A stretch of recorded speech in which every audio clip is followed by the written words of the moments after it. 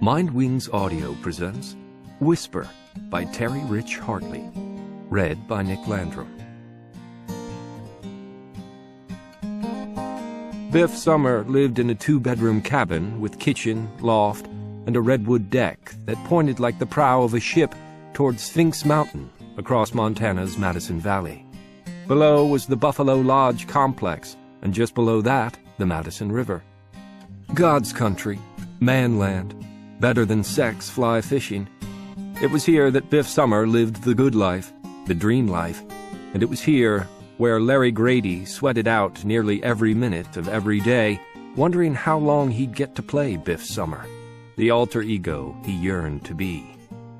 They'll find me one day, he'd think, and a new identity won't stop the pain.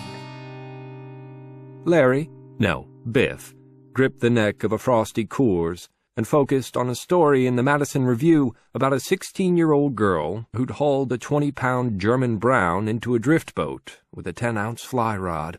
She'd hooked the trout on a pale morning dun dry fly back in late June, and that was of no small interest to Biff as he sat cross-legged on a patio chair. After her guide photographed her proudly cradling the fish, the girl let it glide back into the frigid water. So who knows? Maybe Biff's little buddy, Newt, would catch the same fish one day. Unlikely, as that was a 50-mile stretch of river, still, one can dream. Biff certainly could, and in his daydream he was working the oars of the drift boat, shouting, "Play the fish! Play the fish! He's a whopper! Wear him down!" 11-year-old Newt's brown eyes were afire, and his broad face was painted with exhilaration as the bent, throbbing graphite fishing pole danced in his chubby fingers. The brown's yellowish back streaked just under water like a moving vein of gold. Then it dove deep, and the drag on Newt's reel sang out high and loud as its spool reluctantly gave out line to the monster of the Madison. And then Biff's dream exploded like confetti from an air cannon. This cannon, though, did not go boom. It simply rasped, "Good day."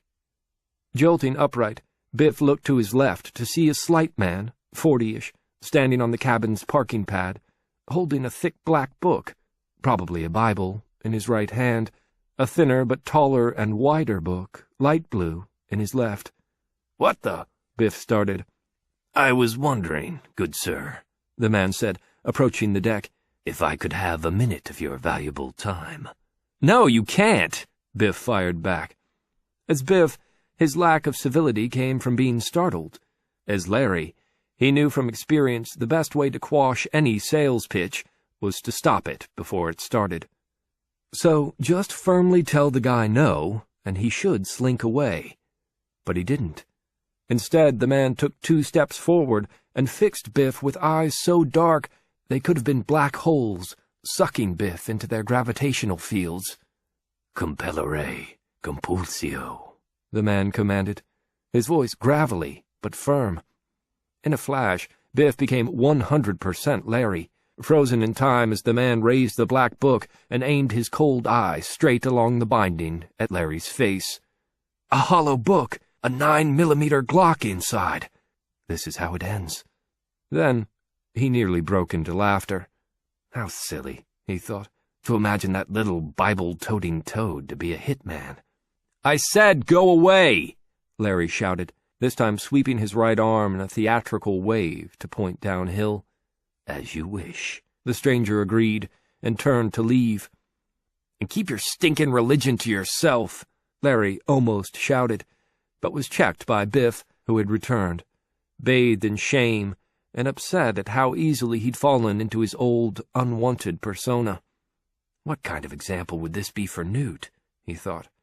For Glenna, his mother, and my, friend. She's trying to keep him away from people like the old me. For crying out loud, I'm trying to keep me away from the old me. And yet, look how fast the old me took over. "Hey, partner, I'm sorry for being such a jerk. It's just that you startled me," Biff explained, expecting somehow to be forgiven. Instead, the little man stopped in his tracks, twisting his neck so that his cheek nearly touched his shoulder. From under charcoal, curly-cued bangs, his eyes again locked onto Biff, holding him in their dark, icy grip. Whisper. Copyright 2009 by Terry Rich Hartley. Audio production copyright 2010 by Mindwings Audio. All rights reserved.